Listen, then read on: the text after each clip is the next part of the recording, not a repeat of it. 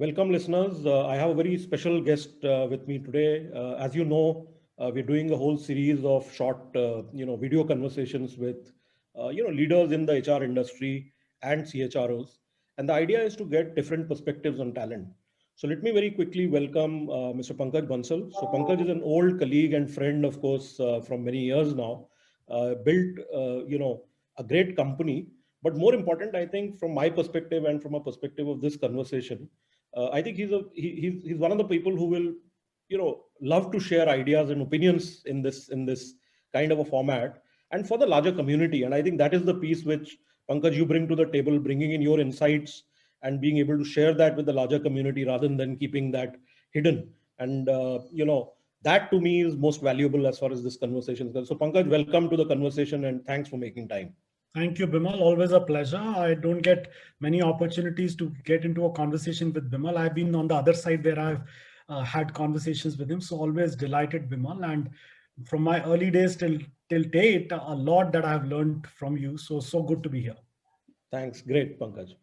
Okay. So Pankaj, given that you're looking at sort of various aspects of talent, both from as a CEO of a company, but more important as you deal with clients globally now, what do you think is changing? What are the trends you are seeing, and what do you see will fundamentally change in the next 2-3 years? And you're referring to talent management specifically, or? I'm referring to talent management, but I think a broader perspective on talent would not be amiss. Right. So Bimal, I very strongly feel that like Harivansh Rai Bachchan said, "Na ab na rahe wo peene wale, ab na rahi wo madhushala." So Ah, every time everyone thought that their practices, their world is probably the best and better than the previous ones. right. So I'm not discarding the history, right? Probably it was needed, but in the current context, I feel Bimal, one of the major shift is the focus from reporting to data. I Mhm. think this is not something unusual. You've heard about it, but I think the power of it we are feeling for the first time, where Right. data is at the center stage and we are not talking of reporting. People are not confusing it with just reports and saying that is data. Second trend that I'm seeing, Bimal, is predominantly where the so called concept or a notion of an organization has Right. transformed into a group of people coming together to deliver something. So Right. they or may not be a part of that organization, but they will come together. We've Yes. heard of consultings, consultants, all that. But today they are much more integral. Today Mm. there are gig workers. There's no one kind of Correct. workforce. So Correct. that's the second trend other than data. And third is the way technology has been deployed today. So what we are calling the so-called digital is not just Mm. a standalone tool which is good and we bought it. No, but what is good Right. for me and what can enable my business, I will get that, and I have hajar options. I have thousands of options which Mm. never existed before. So I think, Bimal, these Correct. three fundamental shifts I'm seeing in every parlance of a business. Right. Great. So Pankaj, let's do a bit of a deep dive on a couple of those issues, right? So when you talked about data, okay, what are the kind of things you're seeing from companies experimenting with? Are you seeing? Can you give us a couple of practical examples that how is it actually shifting?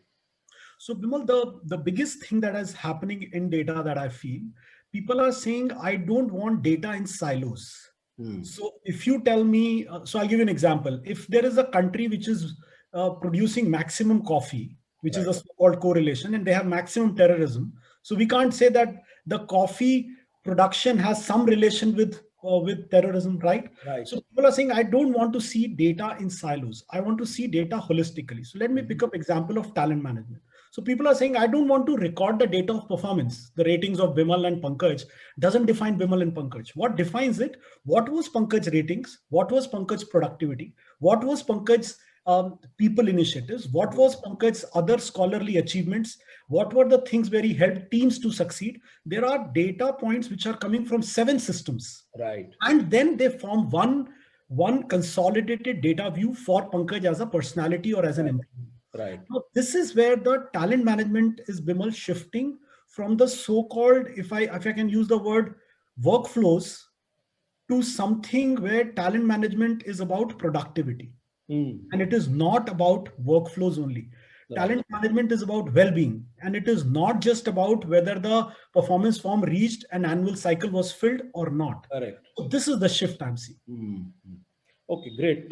No, that's a great example, Pankaj. And so if I switch that to the technology part you mentioned about earlier, on the technology front, as you said, there are lots of options today available, and lots of tools and this thing. But are you seeing systems getting more disaggregated, or are you seeing more single large systems being implemented in companies? Particularly from a talent management, because there are many parts to a talent management process overall, right? So what are you seeing from a customer point of view? So wonderful question, Bimal. You've just witnessed Slack was bought over by Salesforce, Correct. right? So one is in the collaboration field, another is in the sales field, but they are coming together. Why? Because Salesforce see the value of capturing the mind of an enterprise, right? Right. They want to say that we will control the enterprise the way they run, not in a negative sense, but in a positive. So Bimal, that's the logic we will extend to talent management. Now, Okay. talent management, we traditionally use or buy HRMS technologies, right? PeopleStrong also does that. But if you translate into a talent operating system, so it's not just a change of name. It's a Right. change of whole philosophy of a technology Mhm. that we will not traditionally buy a talent management system from an HRMS, but we will go for a talent operating system. When I Right. say talent operating system will pick up performance, will pick up productivity, will pick up other systems data. So organization eventually will go for talent operating systems like WorkOS, Yeah. which are integratable and can get information from multiple systems to make sense out of talent. Right. So that's how I see the technology shifting from a traditional HRMS to a talent OS systems. OS. And do you also see a lot of smallish applications sort of in a way sitting on top of the traditional HRMS or the LMS or whatever it is, which have been very legacy bulk systems, if you will. Do you see that happening more and more? So it is happening because organizations, specifically employees, are becoming very demanding that they are saying, I don't care what compliance says or what the process flow says. Correct. I want this and in a particular way, like Slack. Right. And I'm giving Right. Slack example because hundreds of companies were using Slack without the approval of their HR or Correct. company, right? Correct. Teams were using it informally. Absolutely. So people are forcing to these bolt-ons will continue to remain there, which will be pushed by their user friendliness and by their relevance. They Yeah. will remain there. Having said that, Bimal, they may not have a very long life. Later, they will get merged with a larger player to give a Correct. complete offering to the company. So Right. that's how I see that transition That's how you happening. see that shift. But Okay. companies, yeah, that's how. But companies will grow for not like 100 disparate systems, but one central system with 7 or 8 systems supporting it, well integrated. Right. Right.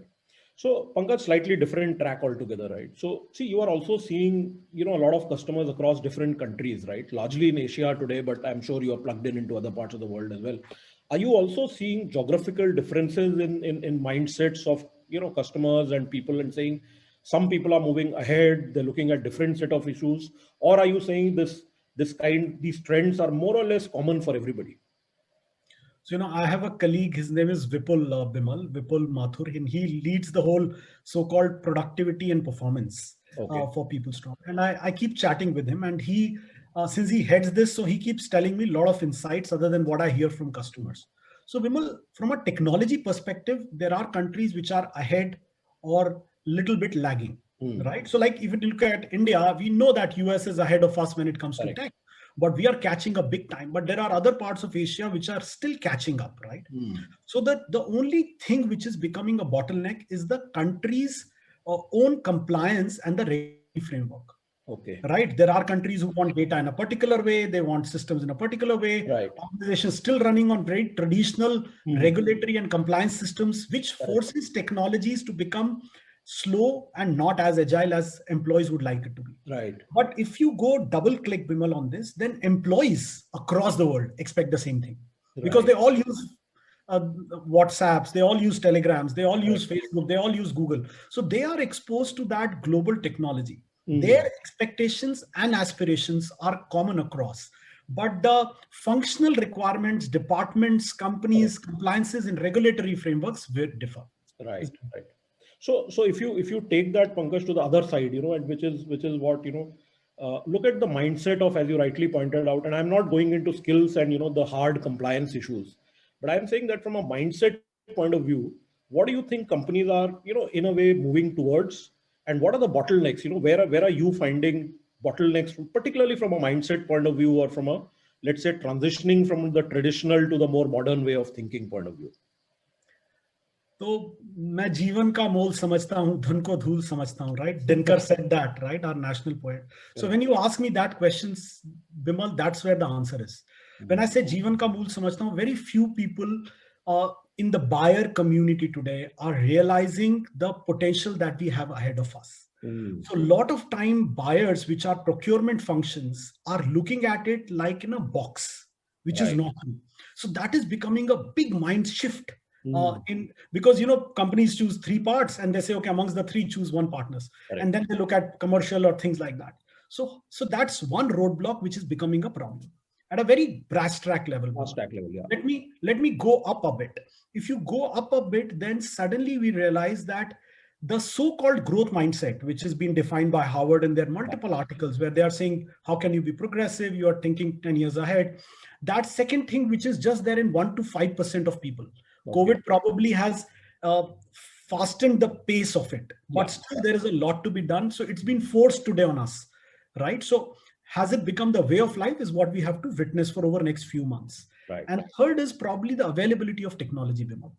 Most of the technologies that are available either are such a small sliver that organizations can't take big bets, or they don't have the perfect solution that they're looking at. The so-called talent OS that I spoke about is also little away. It's not there in entirety. So, we are working constantly on it, spending huge R&D dollar on it, but it's not easy because we are stitching the OKRs. Which is the new thing. Then we are stitching a collaboration system with it. Then you're trying to get a task management with it. Then you're trying to get an intelligence with it.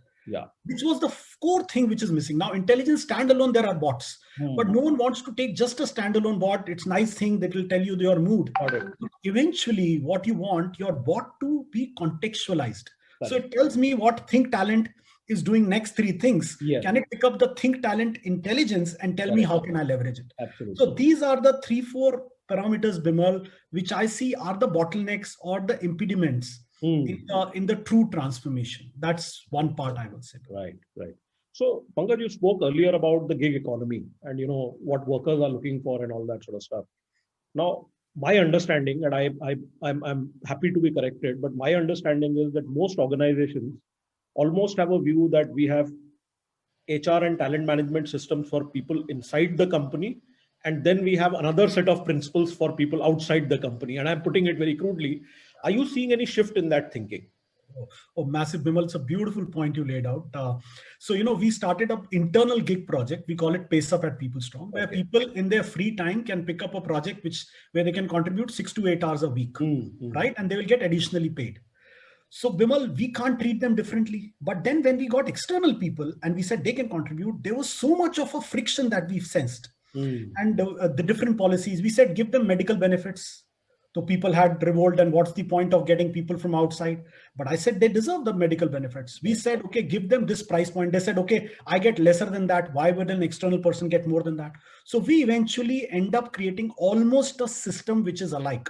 We said, okay, at the back end, you keep the email ID different if you want to keep, you have different number chain, whatever. But let them get the similar benefits, not same. I'm saying similar benefits. Let them feel a part of the team, our collaboration system. When people come in, they don't know who's part-time, who's full-time. They're all working for a project. But Bimal, it was a massive change management.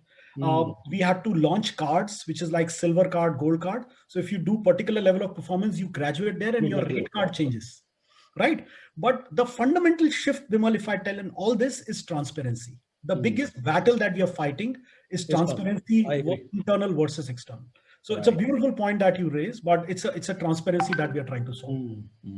No, I agree. And Pankaj, in addition to transparency, I think what I'm hearing from many other people is that, and more from a leadership perspective, that whole idea of, what does equality and inclusion mean?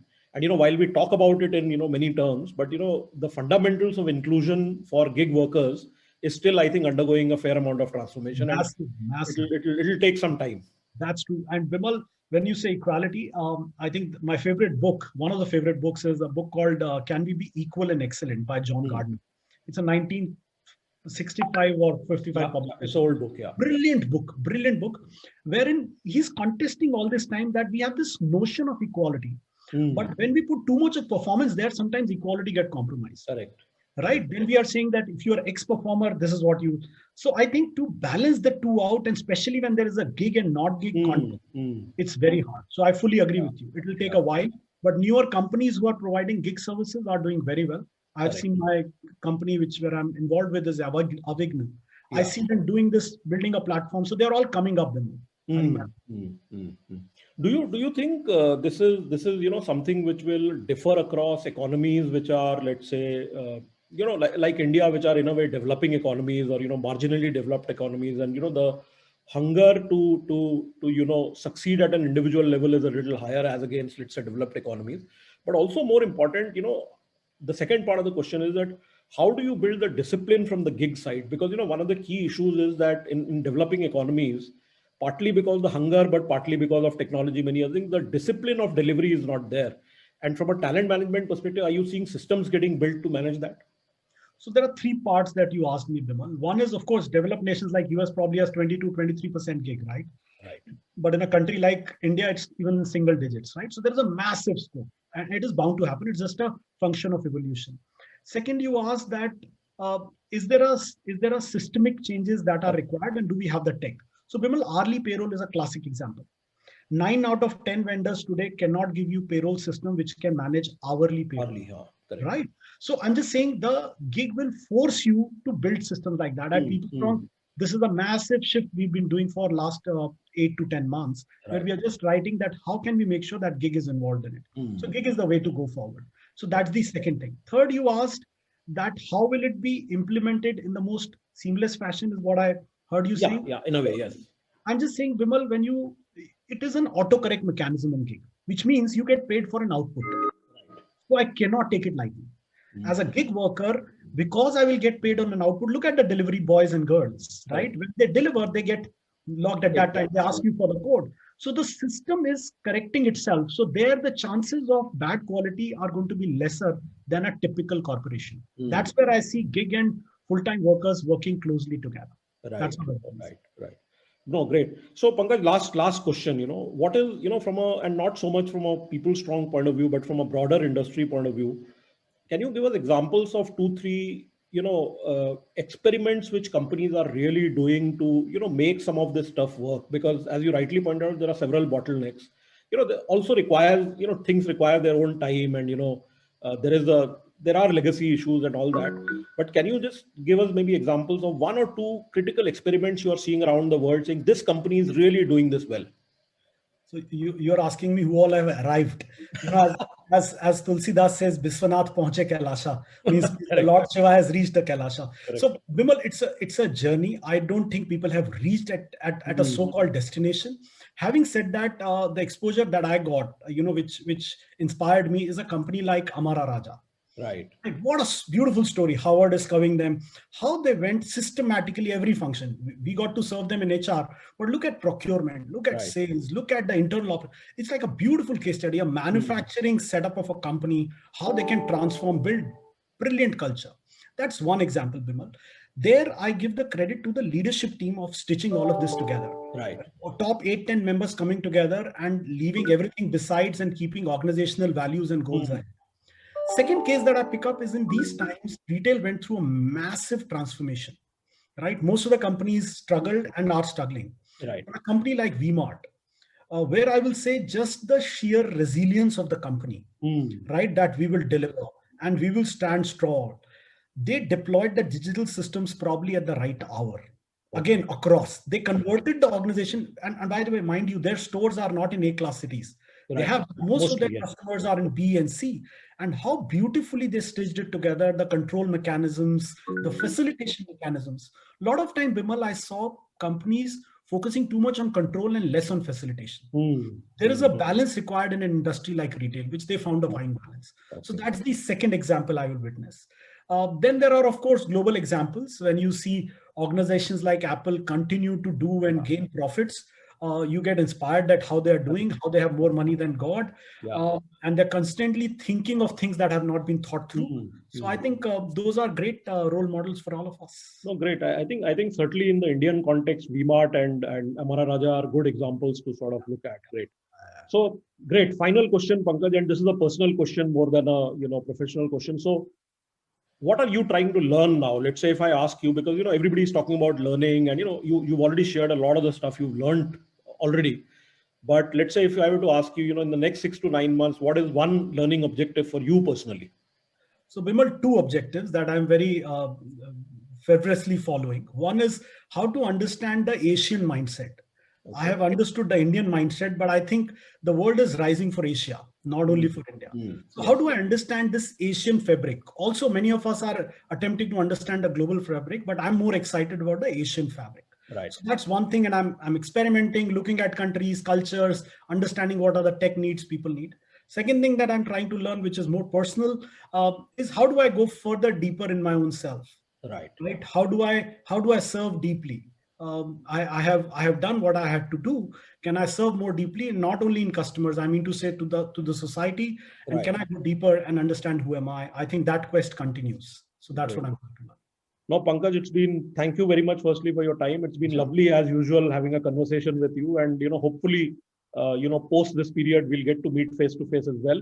Absolutely. Okay. But thank you very much for this conversation. Loved it, and I'm sure our listeners will take back some really valuable points as we go along. Thank you, Bimal. Loved it, and hope to see you in Delhi soon. I know you're in beautiful environs of Bhubaneswar, so looking forward to meet you soon.